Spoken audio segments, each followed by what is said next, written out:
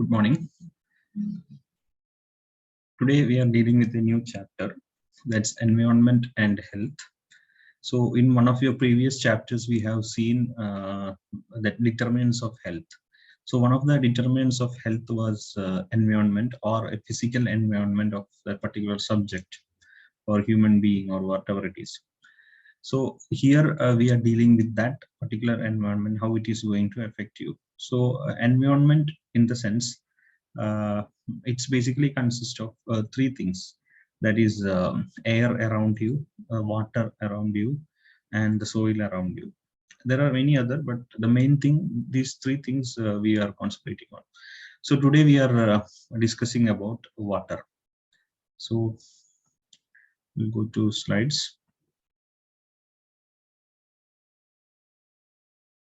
You all know this water is one of the essential components of your life. So firstly, we'll see what are the sources of water supply in your environment, or rather you can say in earth. So source of water supply, the main source of water supply is rain. As you all know, this is the basic things which you study in your school days. So the other one is surface water, which consists of reservoirs, rivers and streams, tanks, ponds and lakes. And the other main source of drinking water is your groundwater, shallow wells, deep wells, and springs. Coming to water-related diseases, that's what we are more interested of, these water-related diseases and how it's going to affect you. So in biological waterborne disease, the first thing is biological waterborne disease, and which are caused by the presence of an infective agent, that is microbiological agents, that's viral, bacterial, protozoal, helminthic, and leptospiral. In viral, it's basically hepatitis A, hepatitis E, and poliomyelitis. And coming to bacterial, it's typhoid and paratyphoid fever and bacillary dysentery. Protozoal, it's amoebiasis, and helminthic is roundworm and threadworm. Coming to leptospiral, it's called Wills disease. So these are some of the infective agents which pass through the water to the human body.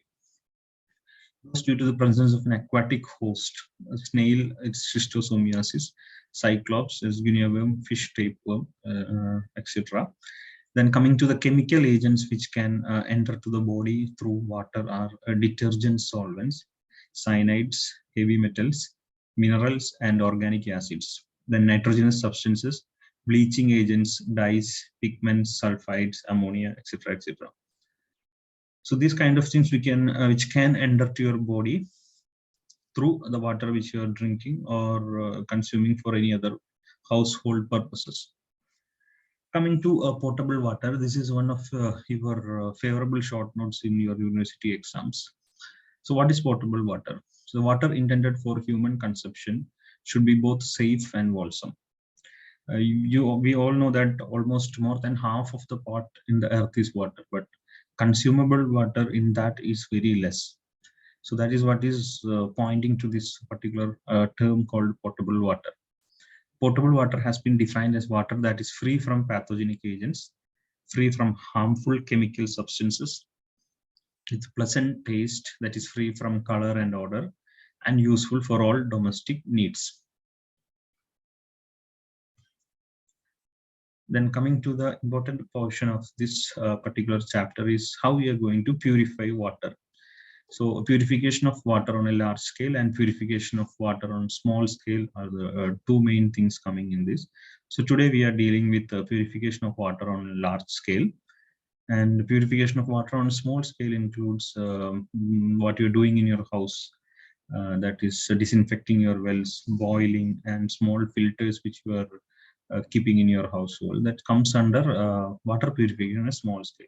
But as a public health dentist or community medicine related people, we are more interested in how they are doing it in a large scale. So basic knowledge of these kind of things is very much needed as a medical student.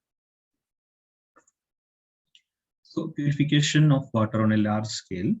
The components of a typical water purification system are storage, filtration, and disinfection. So we'll come in detail into that. Storage, it's a reserve of water from which further pollution is excluded. And natural purification occurs by physical, chemical, and biological mechanism. Like when you're storing water for a particular time period, the deposit or the particular matters, or you can tell it as solvents, which will settle down and come down and sediment down. So the water above will be clear and it's kind of purified. This is what is called as physical. And chemical, the oxygen will mix into that and it causes an oxidation of the water, which will further purify the water. These are the advantages of storing water. Then biological means some bacteria or funguses can die when you're storing water for some time. But when you store for a particular longer time, it will affect inversely. Like it can reverse the thing. Like a lot of bacteria can grow if you're keeping more than 10 to 14 days. That's what called as optimum period of storage of river water. Then comes to filtration. Filtration is the second stage in water purification. 98 to 99% of bacteria are removed by filtration. And two types of filters are used: biological or slow sand filters, rapid sand or mechanical filters. Slow sand or biological filters, it's first used for water treatment in 1804 in Scotland and then in London. And elements of slow sand filters is supernatant or raw water, bed of graded sand, and under drainage system, a system of filter control valves. So it will look like this. So you can just eliminate this right hand part. It consists of valves and controlling mechanisms. So we can just concentrate on the left hand side of this picture. It comes, the first chamber in the top comes of raw water.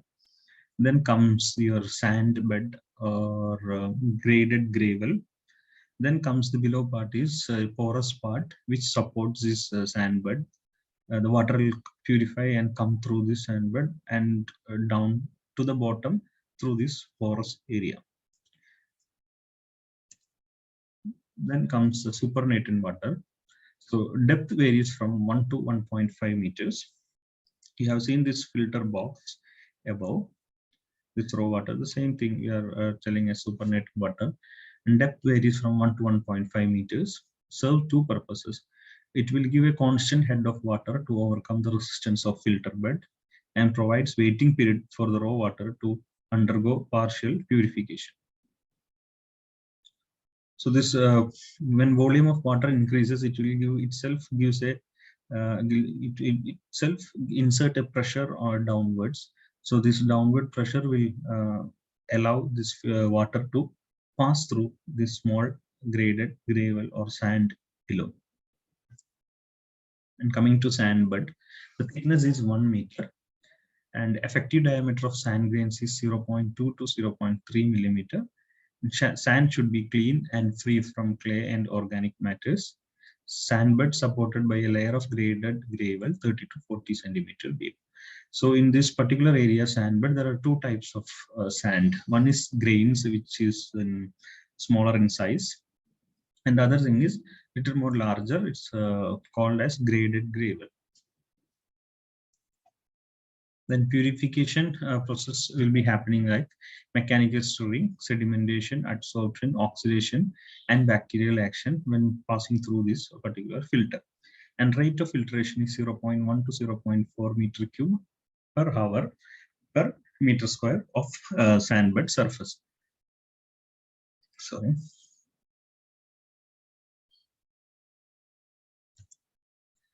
Coming to a vital layer. The surface of this sandbed gets covered with a slimy growth known as Schmutzstecke or vital layer or sublial layer or biological layer. This gelatinous layer consists of thread-like algae, plankton, diatomeas, and bacteria. The formation of vital layer is known as ripening of the filter. Once the filter is got ripened, then only it is going to perform its 100%. So vital layer or Schmutzstecke layer is very important, or the formation of this particular layer is very important in the performance of a filter. The ideal thickness is 2 to 3 centimeter. It is the heart of the slow sand filters, removes organic matter, bacteria, and oxidizes ammoniacal nitrogen into nitrates. And it yields a bacteria-free water. Coming to under drainage system, it consists of porous or perforated pipes, which aids in removal of the water from the above and provide an outlet for the filtered water to pass through, and it supports the filter medium above. Then coming to a conclusion of this particular area, filter box itself, where what we have seen these supernatant water and the sand or graded gravel below. So that consists of the filter box. It's an open box, rectangular in shape, 2.5 to 4 meters deep, built wholly or partially below ground. Walls made of brick, stone, or cement. The filter box consists from top to bottom, supernatant water 1 to 1.5 meter, sandbed 1.2 meter, gravel support it's 0.3 meter, and filter bottom 0.16 meter. I hope you get an idea of this particular question. Then filter control valves are there, which we have seen in this particular picture on the right hand side. Valves and devices which are incorporated in the outlet pipe system.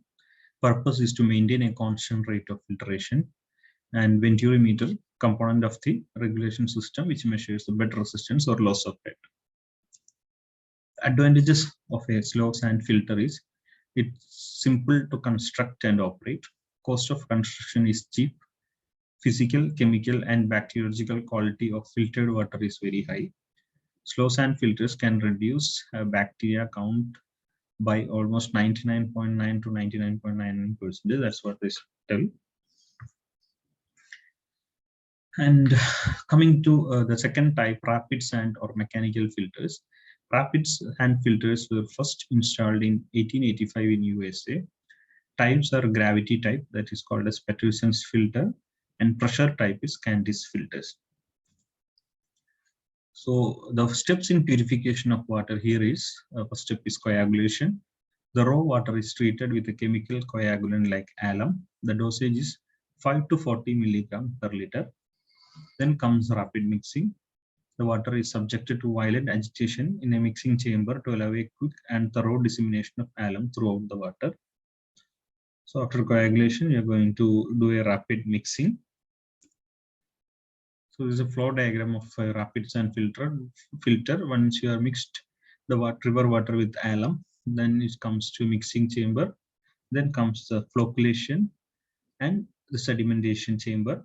Then comes the filtration and disinfection by chlorine, and the clear water you can consume.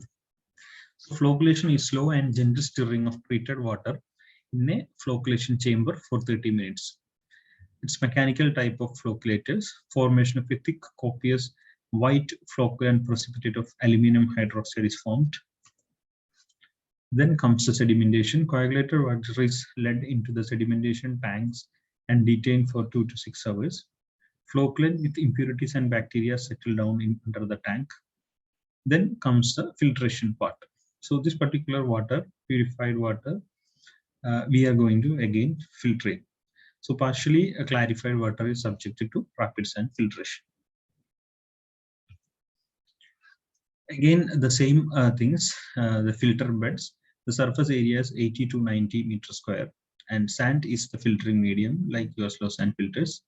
The effective size of sand particle is 0.4 to 0.7 millimeter. Here is the difference which you are seeing. There it was 0.1 to 0.2 millimeter. So this will give a more resistance, like slow sand filters will give a more resistance for the water to go through, and it will take more time. That's why it's called a slow sander. Here the particle size are a little more bigger than the slow sand filters. So it will take less time to pass through. The resistance will be less as the materials are not tightly packed. So it will pass through very fast. That's why this is called as a rapid sand filter.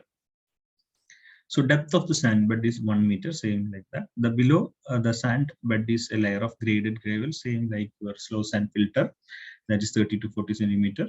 The depth of the water on the top of the sandbed is 1 to 1.5 meter, and rate of filtration is 5 to 15 meter cube per meter square per hour. This is something more than that your slow sand filter. That's because of that difference in the particle size. So this is a cross section of your rapid sand filtration. Wash water through will be there. Then your sand, graded gravel, and perforated pipes in the floor. And the filtration, the alum floc, which is not removed by sedimentation, is held back on the sandbed. It forms a slimy layer comparable to your sublial layer. This adsorbs bacteria and affects purification of water. Suspended impurities and bacteria clog the filter. This is called as loss of head, and this loss of head approaches 7 to 8 feet. Filtration is stopped and filters are subject to washing. That is called as backwashing. Yes, as a definition, we can tell a backwashing as reversing the flow of the water through the sandbed. So a process may take about 15 minutes. Compressed air also can be used to fasten the procedure. Advantages of a rapid sand filtration is no preliminary storage is needed, can deal with raw water directly. Then filter beds occupy less space.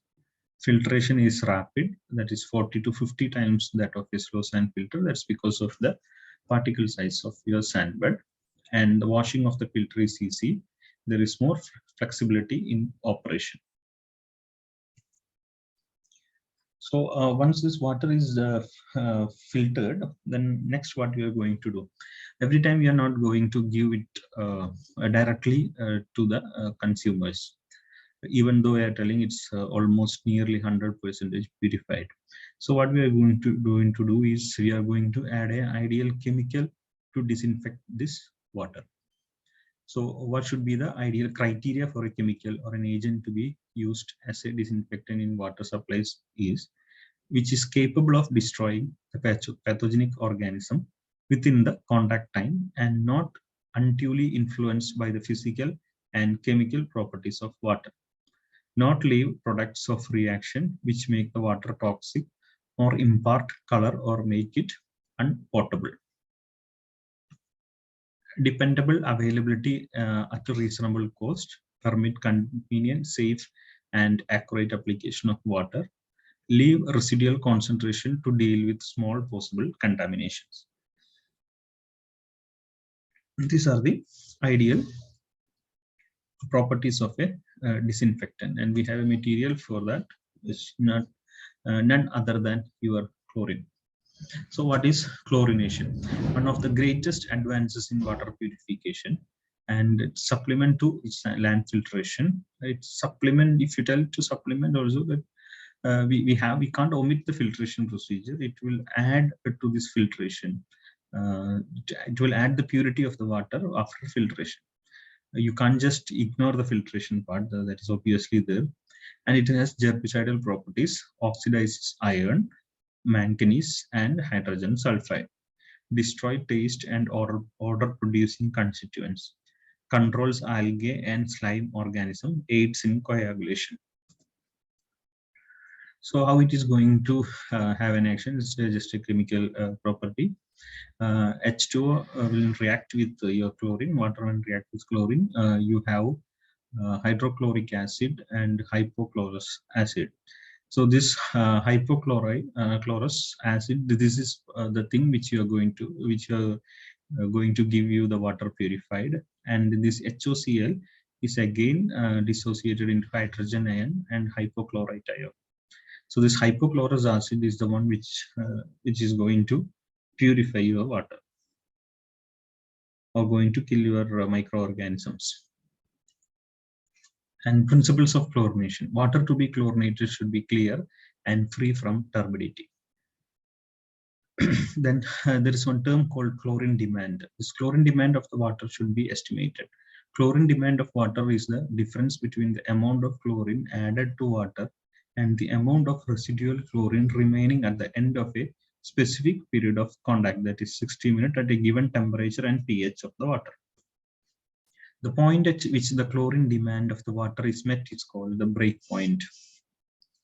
So the contact period and free residual chlorine for a period of at least 1 hour is essential to kill virus and bacteria. The minimum recommended concentration of free chlorine is 0.5 milligram per liter for 1 hour. The chlorine demand plus free residual chlorine constitute the correct dose of chlorine to be applied. And coming to method of chlorination, the chlorine is applied either as chlorine gas, chloramine, perchlorane. So chlorine gas, the advantage of chlorine gas is it's cheap, quick in action, easy to apply, efficient, and irritant. The disadvantages are irritant to eyes. It's poisonous. Sometimes special equipment is needed, and it make it costly. So coming to chloramines, compounds of chlorines and ammonia, less tendency to produce chlorinous taste, give a more persistent type of residual chlorine, slower action than chlorine gas, and perchlorane is calcium compound which carries 60 to 70% of available chlorine. Then what is breakpoint chlorination? We discussed just before. The point at which the residual chlorine appears and when all the combined chlorines have been completely destroyed is the breakpoint chlorination. The corresponding dosage is the breakpoint dosage, also called controlled superchlorination.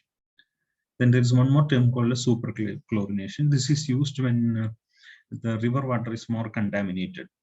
The addition of large dose of chlorine to the water and removal of excess chlorine after disinfection. Other agents used for disinfections are ozone gas, ultraviolet irradiation. So ozone is a powerful oxidizing agent, eliminates undesirable odor, color, and taste, has a strong virucidal effect. Drawback of ozone is that it disappears and decomposes quickly. No residual germicidal effect. Ozone dosage for potable water treatment varies from 0.2 to 1.5 milligram per liter. Sorry, the oldest water treatment plant to use ozone for water treatment is in operation in France since 1906. When it comes to ultraviolet radiation, has germicidal properties. Exposure of film of water 120 mm thick to UV rays of wavelength 200 to 295 nanometer. That's the ideal thickness of the water film and the wavelength to be used. Advantages are short period exposure, no taste and odor produced, no harmful effects if overexposed.